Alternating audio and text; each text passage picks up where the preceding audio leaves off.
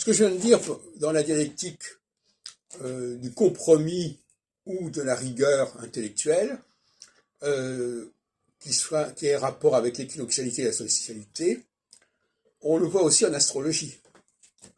Il y a des périodes où en astrologie, on est dans la solsticialité, c'est-à-dire qu'on va faire des choses qui sont à peu près acceptées par tout le monde. Enfin, c'est un bric-à-brac, c'est un syncrétisme, comme on dit, n'est-ce pas?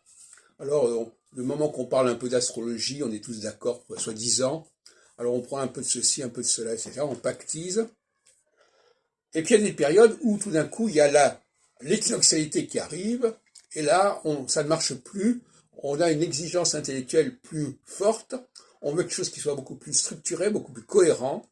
Et à ce moment-là, c'est une phase équinoxiale pour l'astrologie qui correspond à la recherche de modèles beaucoup plus simples, qui ont une cohérence, qui ont un discours beaucoup plus cohérent.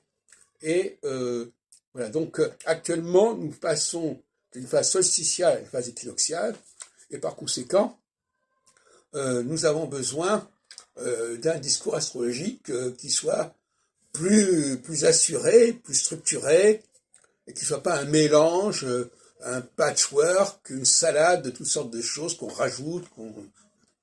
Donc les astrologues qui ont une mentalité solsticiale, on les met de côté et on va faire appel aux astrologues qui ont une mentalité équinoxiale, une mentalité où ils cherchent un modèle unique, un modèle cohérent, un modèle prévisible, un modèle dont on peut percevoir le développement de manière précise et non pas